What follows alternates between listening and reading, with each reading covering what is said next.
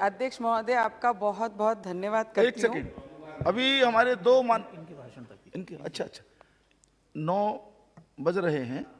नवनीत राणा जी के भाषण की समाप्ति तक समय बढ़ाते हैं, इसके बाद निर्णय करेंगे। जी सर, हमारे देश की राष्ट्रपति मैडम आदिवासी समाज को बिलोंग करते हैं, तो मेरे आदिवासी भाई बहन जो हमारे महाराष्ट्र से पूरे देश के और हमारी जो बोली भाषा है आदिवासियों की, उससे मैं मेरी प्रेसिडेंटल थैंकिंग स्पीच की शुरुआत करती हूँ। अलागे सभी को माइचो बाइचो डाइचो, अलागे प्रधानमंत्री के राष्ट्रपति का सबू को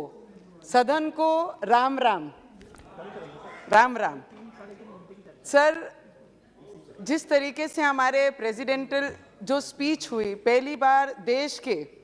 एक आदिवासी क्षेत्र से आदिवासी महिला को इस पद पे लाकर, मैंने बहुत सारे लोगों का ये स्पीच सुना कि महिलाओं का आरक्षण बिल ये सदन में आना चाहिए।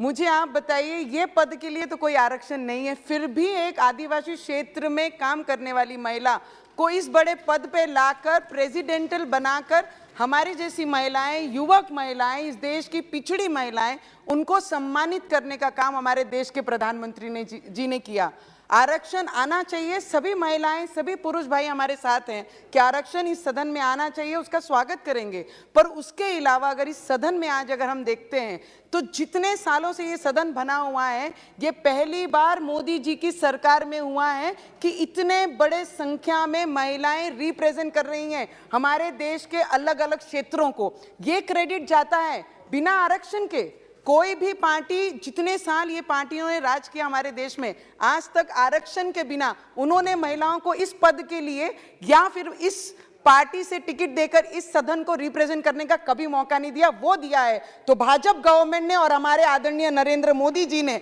ये सभी को एक्सेप्ट करना ही पड़ेगा। जितने भी लोग आरक्षण की बात कर रहे हैं, हमें तो गर्व महसूस होता है जब ये नंबर्स यहाँ पर देखते हैं। सर,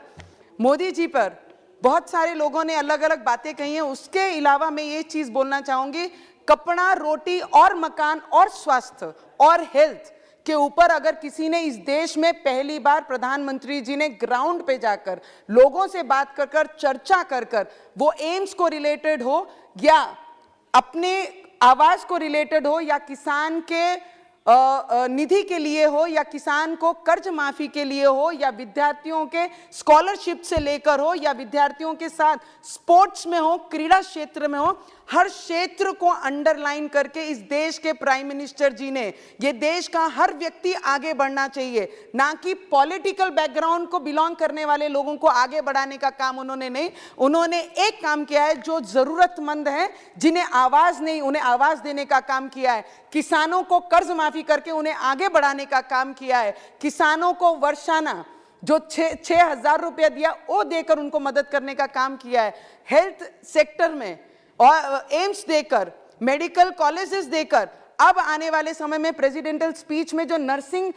कॉलेजेस देकर आने वाले समय में सिस्टर ब्रदर्स को और उपलब्ध कराने के लिए, उनके लिए जो फैसिलिटी दी जा रही है, जॉब्स अपॉर्चुनिटीज बनाई जा रही हैं, उन्हें भी ध्यान रखना चाहिए। सभी ऑपोजिशन वाले जब भी बोलते हैं